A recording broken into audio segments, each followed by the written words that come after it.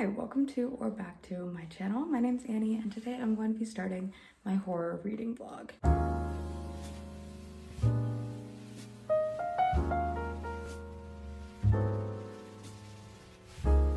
So today is October 12th, which I feel like is a little bit late to be starting my horror reading vlog because I do want to get this out before Halloween. But I was filming this like autumn cozy reading vlog and I realized that I had completely forgotten to do a horror vlog for Halloween. So I thought that must be rectified immediately and here we are. Today I'm feeling nervous in front of the camera and I don't know why. I feel like I've never filmed before. I do have a TBR for this video, so I thought I'd quickly go through it.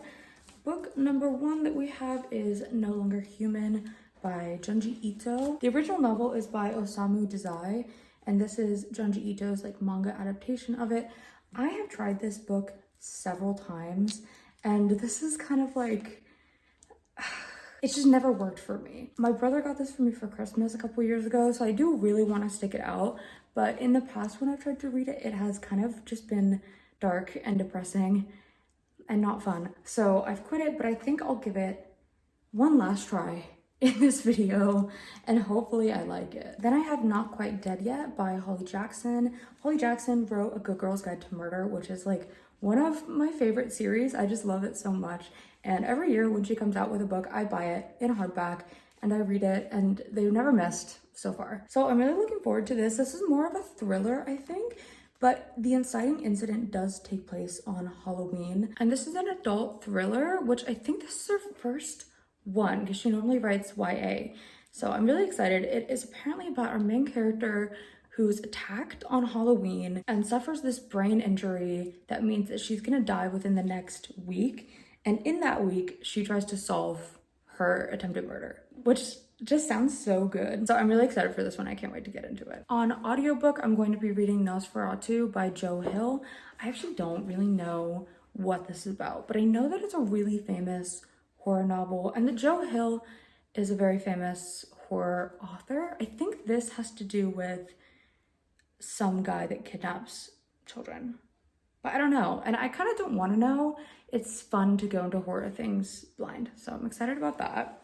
And then the final book I've already started, but I think I'm gonna start over because it's not really hitting the way I want it to. And maybe I don't know.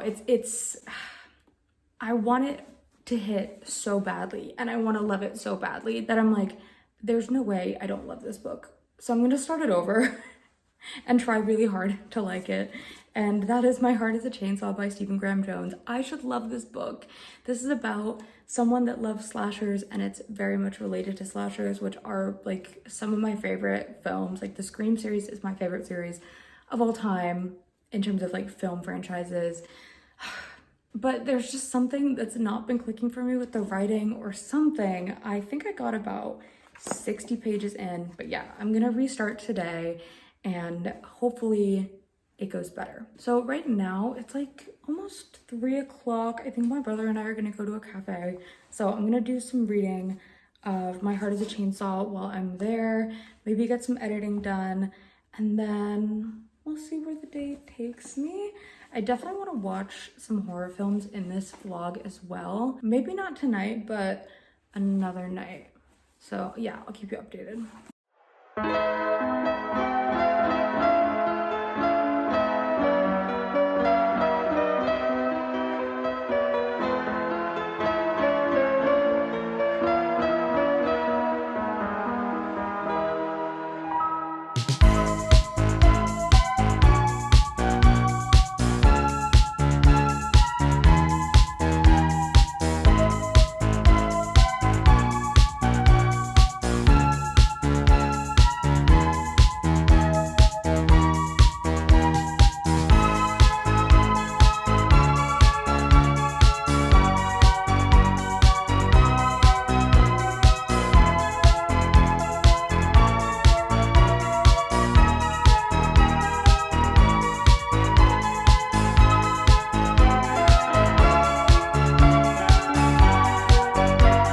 Okay, so I have some bad news. It has been maybe 5 days and I have decided to DNF My heart is a chainsaw. I'm really sad about this. I have heard such good things about Stephen Graham Jones. He's like a very popular horror writer. He, you know, has won a bunch of awards. Like, he writes a ton of books. I was excited to hopefully like have a new favorite horror author whose backlist I could go into and stuff. But unfortunately, I think part of the reason I DNF'd this is because of the writing style. I think there's something about it that I just don't gel with. It just wasn't. Let me tell you what it's about, and then I'll tell you kind of why I DNF'd it. So basically, this book is set in Proof Rock, Idaho. I don't know if that's a real place. It's like this tiny, tiny, tiny little town set on the edge of this lake called Indian Lake, and there's a bit of a Native American population there. Our main character, Jade, is half Native American, and she is obsessed with slashers, like to the point where it has taken over her whole life. And she doesn't really have any friends, and she has a bit of a hard life. Her dad's an alcoholic, and her mom does not live with them. Like, she lives in the town but not with them, so there's clearly kind of something there as well, like some resentment from Jade. But with all these kind of factors put together, she is just like happier watching slashers and kind of like dissociating and like making that her whole identity rather than actually like kind of be introspective. So it's a really interesting idea for a character, but I found Jade really annoying. And I think that's kind of mean to say, because I know we're supposed to like be sympathetic to her as our main character, but I was like, oh, she's the worst. She's the worst. Like, people will try to talk to her and like ask her an actual like question, and she'll just be like, oh, did you know that in Friday the 13th this happened? And like completely divert the conversation. And it's just, I don't know, there's something annoying to me about the fact that she's in high school too, but that's just a me thing. That feels extra mean. I want to rescind that. I'm gonna rescind that. I don't know. She, like, for instance, in the second chapter of this book, the first chapter I actually really enjoyed. It was like our first kill kind of chapter. Like in Scream, for instance, my favorite movies, there is that scene at the beginning where people who aren't really related to our main characters die somehow, like in this first scene, and that's like kind of what starts off the killing spree. That's the first chapter of this book, and it was really good, and I liked the writing for that. But then when we got into Jade's kind of perspective, or like it's third person limited, but like when we're following Jade, it just stopped making sense to me at all. In the first chapter, we see her in, she has had kind of a rough night with her dad, so she leaves the house and she kind of like goes up to these construction workers around this bonfire to kind of strike up conversation because she's cold and there's a fire there. She's kind of like talking to them, and they're like, why do you guys look so sad? Like, are you at a wake? And they start to tell her about like their friend, that it seems like something happened to him. And then they're like, are you okay? Because clearly like it's like a young girl out in the freezing cold, and starting a chat with construction workers. And she's like, oh, you know, I better be careful around this bonfire, because if I catch fire, maybe I'll come back in 5 years and start picking people off around this town. And then like completely like goes into this retelling of this slasher film as if she is the killer. And it just, there was something about that conversation that made no sense to me. I read that chapter 3 or 4 times just to kind of understand what she was talking about, because there were so many times when someone would say something to her directly and then her response was completely like out of left field. Like, it had nothing to do with what was just spoken about. So I think I get what Stephen Graham Jones is trying to do here. For me, I found it annoying because I couldn't understand it, and I had to read that chapter 3 times. Across the course of the book, basically she starts seeing things around the town that she thinks are pointing to the fact that a slasher is going to happen in her town soon, which she would love to have that happen. Did I say this already? I don't know, but she would love she hates this town. She would love for some people to die. And so she kind of gets it in her head that there's going to be a slasher, and she meets this girl who she like pinpoints is like gonna be the final girl. And so she tries to reach out to her and is like, you don't understand, like there's a slasher about to happen here. And everyone's like, you're crazy, you're just projecting your trauma. And that's kind of the part where I stopped. I assume killings begin to happen and that Jade Daniels, our main character, will in fact be our final girl. I just don't know how to explain it. Like, this character irked me to no end, and I wanted to be sympathetic to her, but I ended up finding her annoying, even though her story is quite sad. It just wasn't going well for me.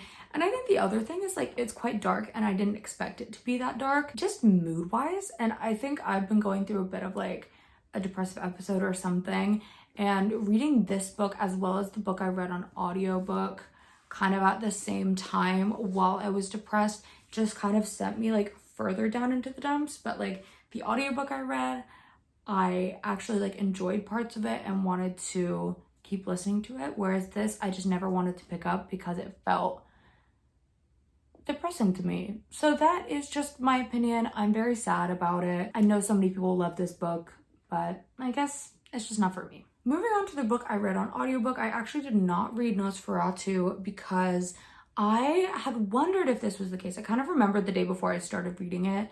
I was like, oh, is this a Christmas type horror? And then I started it and it was. So I switched to reading Wake Up and Open Your Eyes by Clay McLeod Chapman, I think is his name. And I've been wanting to read this for the past few months. I heard Katie Colson mention it on her channel, and I just thought the premise seemed really interesting, so I picked it up. But this novel is going to be very divisive. I'm just gonna say, first off, this is a book about politics and it's extreme horror about politics. It is a book that you won't like if you are conservative. Like, don't read this book.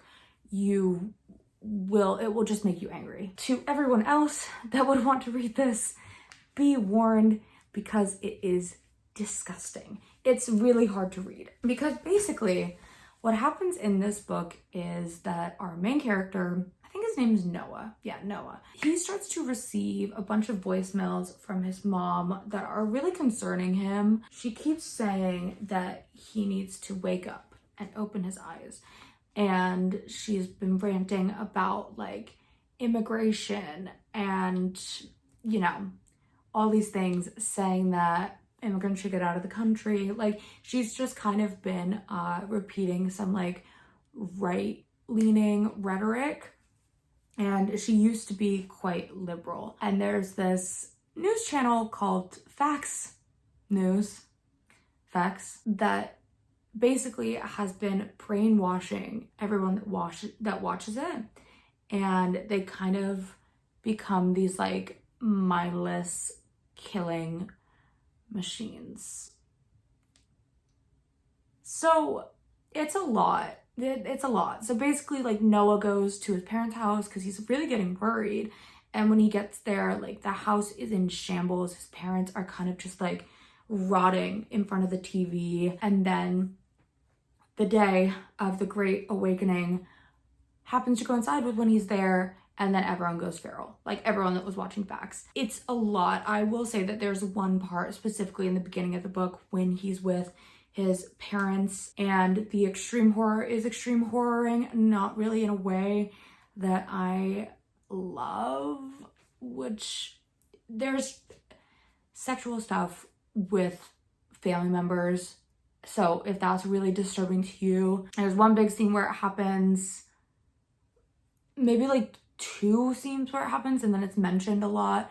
But this is extreme horror. It's disgusting, it's disturbing, and it is a lot. It's a lot. So I wouldn't say that this was a read that was very comfortable. Like, it was hard to listen to. It is a topic that I did want to read about because I think it's something that I've experienced and that a lot of people kind of have experienced, is this like widening, how do I put this, like the divide between people on different sides of the political spectrum, as well as the like propaganda and crazy like far-right theories that sometimes our parents or people on older generations and people on younger generations, but those people specifically are who the book's about, but what they get kind of caught up in, the things that they hear on the news or on Facebook or something that they just repeat, and it becomes this really harmful ideology without them even realizing it. So I found it a really, really interesting book. Will I ever read it again? Probably not. Like, it was a lot to go through. I do think I got a lot out of it. Like, it was just really interesting. I think also, like, we obviously see how Noah's parents kind of get all brainwashed, but then we also see how his brother's family does, and that's at every level. So it's like his brother, his brother's wife, and then their 2 sons. And it's like, you know, the brother kind of just turns on facts one day and starts watching as like he just wants to get like a peek on the other side, see what's happening, and then gets slowly drawn in. And the mom actually gets drawn in through like pseudo like wellness stuff, which I thought was really interesting. And then Caleb, the son, like the older son that's in high school, falls into things like on Twitter. So it's all just really interesting, and it kind of explores various sort of pathways to the alt-right side of the internet. And it was really, really interesting. It was a lot. Again, proceed at your own risk, but I'm hesitant to say I liked it, but I'm glad I read it, I guess. So those were the 2 horror books I read. I'm not sure at this point if I'm going to be reading No Longer Human, just because of the way, I think I mentioned before, like my mood has been over the past couple days.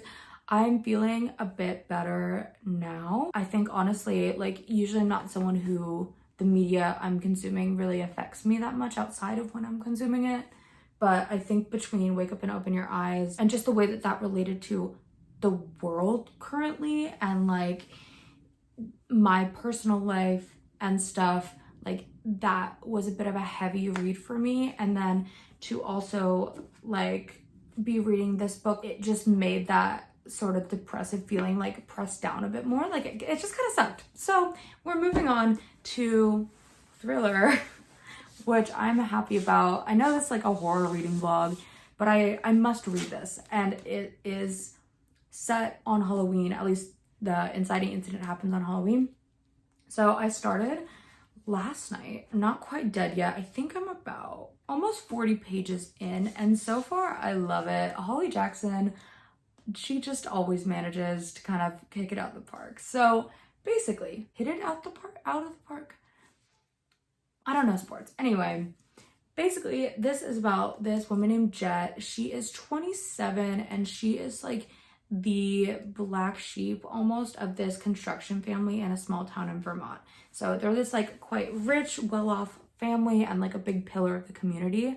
But something happened, I think in the recent past, that made Jet move back to the small town in Vermont after she was like working in Boston. So now she's kind of like jobless and just trying to find her purpose and get back on her feet. The first chapter of this, I would say, is like a masterclass in world building and character building, like really quickly. Like there was something so amazing about it. Basically, we're at this Halloween fair on Halloween that her family kind of like funds, and she's walking around and we get introduced to like a bunch of people, not in a way that's like confusing, but she has lots of different interactions with people, and we get to see quite quickly who she is, who the main players are in her life.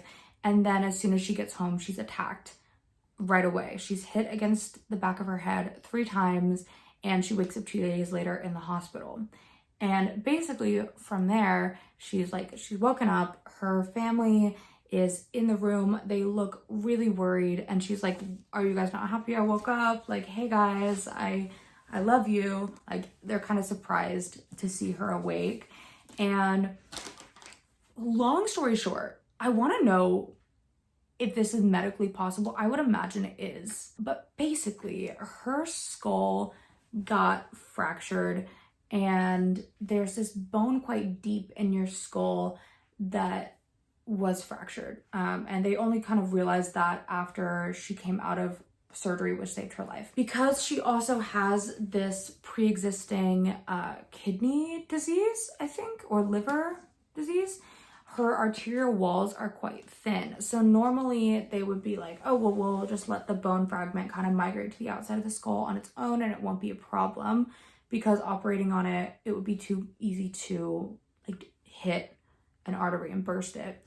But because her arterial walls are quite thin, it's basically like if she does a surgery that might save her life, she has a less than 10% chance of living.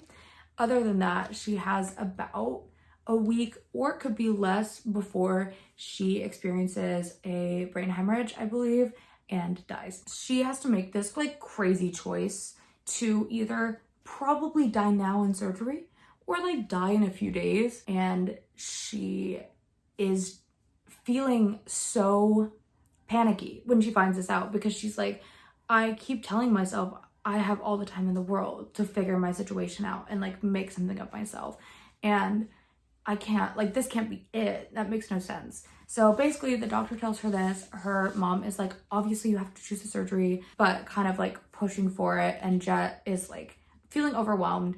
And then the police come in and interview her. She finds out her ex-boyfriend, who we met at the thing, has been missing a couple days since the night of Halloween, and that no one can contact him. So suspicious, but I think it's a red herring. They give like a short interview. They're like, do you have any idea who did this? She's like, no, I didn't see anyone. I heard footsteps and then I got hit on the head. So it doesn't seem like they really have any leads. They eventually leave. The doctor comes back. She's like, hey, we got to make a decision now because the clock is ticking, like time is of the essence. And Jet basically decides that she's going to solve her own murder within this last week that she has to live. It is a crazy premise, but it's so fun. Like I'm really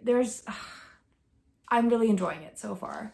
And I'm only just a little bit into it, but I think this will be a quick read. And I just love Holly Jackson literally to death. She never misses. So I am really excited to keep reading this. So yeah, overall, so far, I mean, I had a bit of a dud. I had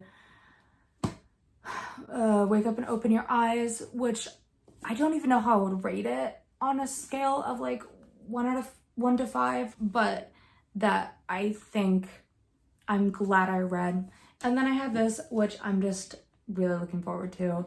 So yeah, I will update you guys when I have made some progress with this.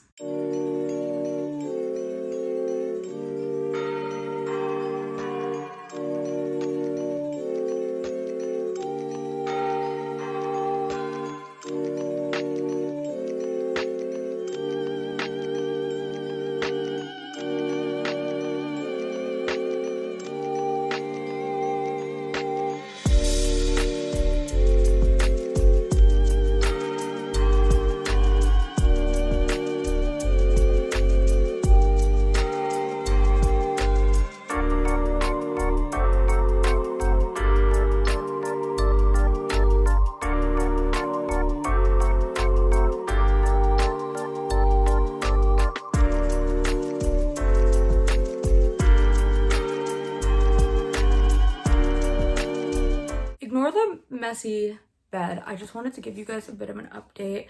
I am over halfway done with Not Quite Dead Yet. I think I have about a third of it left and I'm really liking it. Holly Jackson just never misses. I read like 150 pages of this today in almost one sitting, and I haven't done that with a book in quite a while. So it's just nice to like be reading a book that is feeling engaging. And although it is like a bit heavy, it's lighter obviously than the last two books I read. So I'm very much enjoying it. Something that's been kind of raising the stakes as we progress throughout this week that our main character Jet has is that her physical health is deteriorating as we go on. So like at this point she's lost the ability to like move her right arm at all. Like she doesn't have any feeling in it. She can't move it. Sometimes her vision kind of starts doubling things, or like she gets these really bad headaches. So it's like she's very much on like a ticking clock. And throughout this investigation, she is kind of paired up with her childhood friend Billy, who's actually the one that found her. He obviously has a big crush on her, but I don't know. I honestly don't know if she feels the same and like what's gonna happen. Like she's definitely gonna be dead by the end of this book. I do keep wondering, like, is there some way that she's gonna live? But honestly, I do think she will die at the end. I don't think that we're gonna find a way around it, because Holly Jackson doesn't really pull punches. In A Good Girl's Guide to Murder, literally a dog dies. So, like, she's not afraid to kill people off. Even her main character, I would assume. But so far, yeah, I'm just really liking it. Jet is kind of similar to the main characters in both Five Survive and the reappearance of Rachel Price. She likes writing these characters that are like just kind of like snarky and a bit rude, but like really smart and funny. And I kind of love it. Like I eat it up every time. It is the same person in different fonts, but I'm into it. Like Jet is just so funny. She keeps making jokes, like just jokes that never get old. Like someone's like, how did you sleep? She's like the dead. And then they like almost start crying and she's just kind of like staring at them, and I love it. I have also been trying to solve this one, and I have two main suspects at the minute. At first it was just one, and then last night after I finished reading, I was kind of thinking about it more, and I have an additional one. If you've read it, I'll tell you who my suspects are and we'll see if I'm right. If not, I'll like put a timestamp on the screen that you can skip ahead to. So the first suspect I have is Jack Finney, the policeman. And then the second one, who I think is probably more likely, is that guy that works with her mom. I can't remember his name. Gary Clay. So yeah, those are my suspects. I have just been really enjoying it. I like kind of playing detective along with our main character, and I have just been really loving this. So I will let you know once I've finished it. I have been thinking about trying to start No Longer Human. However, I am trying to post this video on Friday. Today's Wednesday. Like, it's the end of the vlog is imminent. And I also just think based on the past experience I've had with this book, it might just kick me back to the same sort of mood I had reading My Heart is a Chainsaw. So I think we're just gonna leave it. And that's that. But yeah, I'll let you guys know when I finish Not Quite Dead Yet. It should be tonight, hopefully.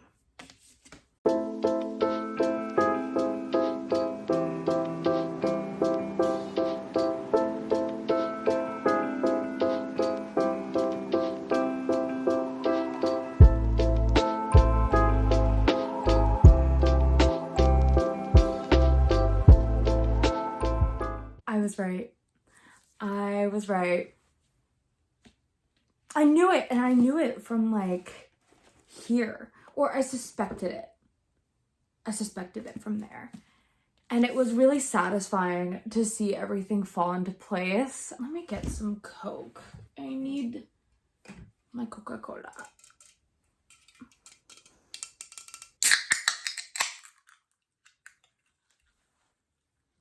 I have a goblet. It's plastic.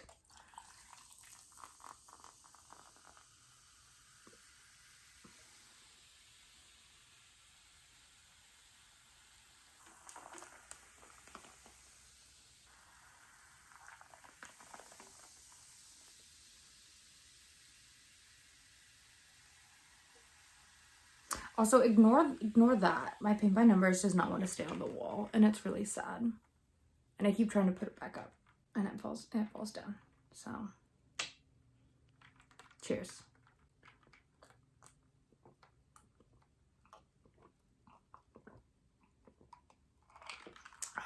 I finished Not Quite Dead Yet, obviously, and I'm here to kind of close out the vlog. Final thoughts on this book. I gave it a 3.75 out of 5. I did enjoy the reading experience. It was very quick. It was really satisfying to have guessed the killer. There were ways that you could figure it out, obviously, but it wasn't super obvious, I don't think. And it also made sense. Like, it wasn't completely out of left field. It made a lot of sense. I was looking at some Goodreads reviews, And I saw one that was saying how this still feels YA, even though it's her adult debut. And honestly, I do have to agree. I don't think that there's much different about this. Like, our character is 27, but like I mentioned earlier, you could kind of swap her out for the characters in her last 2 books. I have them over there. 5 Survive and the Reappearance of Rachel Price. And those are both YA books. So, I don't know. I think that it definitely could have been more adult. And I might have liked to see something a bit different from Holly Jackson, I guess. Like, because while I did really like this, and I loved the premise, I thought it was really cool, I don't feel that this is a very memorable book. Like, I enjoy it, but I don't think it'll, like, stick with me. I think also this might just be a personal thing, but for me, I didn't end up, like, how do I put it? Like, there was some writing in this, mainly, like, to do with the, like, subplot that's the romance between Billy and Jet. I know it was supposed to be, like, really sweet, and it wasn't, like, cringe, but I was cringing. And I think I just have a really, like, a big sensitivity to, like, any writing I find a little bit, like, cheesy or sentimental. And so that was part of it. Like, other than that, I love Holly Jackson's writing. But there was something, like, about the way that those kind of like, romantic or, like, more emotional scenes were written that just didn't really resonate with me. I think it's tough because I want Holly Jackson to come out with something that I love as much as A Good Girl's Guide to Murder. And I just don't know that a standalone has enough space to really do that. Because in A Good Girl's Guide to Murder, we have the whole trilogy. We have a lot of time with Pip and we see how she grows over, I believe it's, like, probably 2 years of her life, like 1.5 years, 2 years. With that being said, there are so many authors that can do a standalone with characters that we really care about. I don't know. I think it was tough. Like, this book was tough for me because as much as I liked it, and I think it was what I really needed reading wise, like, after the last 2 books I read, like, it got me, I guess, out of, like, the mini little slump I was in. I think I have higher hopes for Holly Jackson in the future. I hope that made sense. So yeah, I would recommend this though if you're looking for a good thriller that's, like, really fast paced and will keep you guessing. Because I thought it was good, and I think that there is a lot to like here. I also forgot to mention in my previous, like, updates that I have been watching a couple films. I did not watch much. I wish I watched more horror actually during this vlog. I watched Edward Scissorhands, which it's not horror, but it's just, like, kind of quirky. And then I watched Rosemary's Baby. Edward Scissorhands I watched with my brother and I really loved it. It's exactly the, like, quirky type of film that I enjoy. Like, it was just kind of weird and it had that whole Tim Burton aesthetic, which I'm obsessed with. It was very unique and it was funny and it was, like, quite endearing. Unfortunately, after I watched the film, I was like, I should really look up who did what in the Depp v. Heard case, because I didn't really follow it when it was happening. I just know kind of, like, the discourse. And I looked it up and, like, it seems like Johnny Depp, like, really sucks. So from now on, I'm gonna try not to consume any media with him in it. It's a personal choice, and it actually makes me really sad because I want to watch Sleepy Hollow. Like, there's all these things that he's in that I do want to watch, and he's a great actor, but he's not a great guy, so I'm not going to support him anymore. But if you don't care about that, Edward Scissorhands was really good. I liked it, but the only thing that pissed me off, can I just say, like, spoilers for Edward Scissorhands, if you haven't seen it, skip, like, I don't know, 10, 20 seconds ahead. Winona Ryder's character, she says she loves him, Edward. And then at the end of the film, it's like he goes up into that castle all by himself and she literally never visits him. And I'm like, how much could you have loved him then? Like, she loved him, but only, like, not enough to kind of, how do I put this? Like, go against social convention. She didn't, like, love him that much. And I'm like, okay. Okay. To be fair, she was a teenager. I don't know, but that kind of annoyed me. Anyway, Rosemary's Baby, I loved it. I loved it. It was very good. I mean, this is not a surprise. Like, that is not a hot take. It is one of those films that's like very famous and for good reason. Rosemary's Baby is a film, obviously I've like known the name of for a long time, but I've never really felt any desire to watch it, mostly because I didn't know what it was about. And then when I went to Mona Awad's book event for We Love You Bunny, I asked her when I got up to sign, like I didn't have any questions like during the main talk, mostly because I was standing in the back and I had gotten there late. But when I came up for the signing, I asked her if she had any specific films or anything that kind of were inspiring her during her writing of this book, because she mentioned that like she watches a lot of horror and blah blah blah. So I was asking kind of specifically about horror inspiration, and she mentioned Rosemary's Baby as like something that she kind of watched over and over. So I watched it ASAP. Yes, I did. I made sure to watch that as soon as I could. And let me tell you, it was so good. If you've read the short story, The Yellow Wallpaper by, what is her name? Something Perkins Gilman, like Caroline Charlotte, I don't know. It reminded me so much of that. And actually Rosemary has like yellow wallpaper somewhere in her apartment, and I looked it up after the film, and the short story like preceded Rosemary's Baby, so I wonder if there was some inspiration there. But it was fantastic, like incredible feminist film. Unfortunately, also found out that the director, I think it's Roman Polanski, is just a horrible guy, just horrible. Like, why can't we enjoy anything? Men just fuck it up for all of us.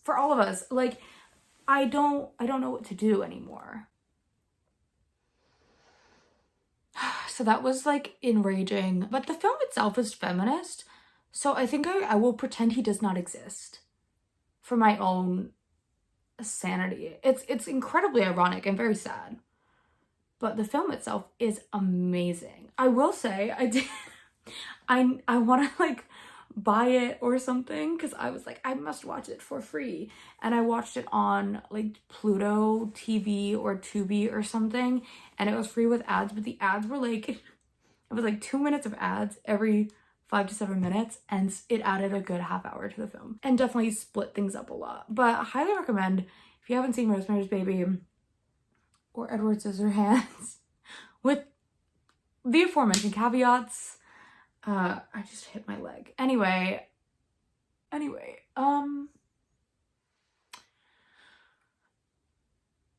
yes, anyway, thank you for watching this video. If you're here, I really enjoyed this. Anyway, thank you so much for watching this video. Please give it a like if you liked it, and subscribe to me if you want to see more from me in the future. I post about once a week. I'm gonna be late this week, and that's okay. But normally I post on Fridays. If you watched to this point in the video, leave a television emoji.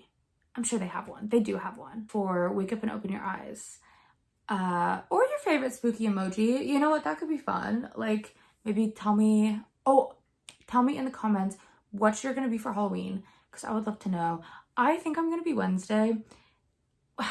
I say that. No, I will be. I want to do it, and I just got paid. I was gonna not do it because I was broke. I'm gonna be Wednesday for Halloween. But yeah, I would love to know. Oh, that's the other thing. I'm sorry, this is really chaotic. The other thing is I have started a rewatch of Wednesday because I haven't seen the new season, and I decided to start back at season 1, and it's going good. Anyway, tangent aside, I hope you are doing well wherever you are, and I will see you in my next video. Bye.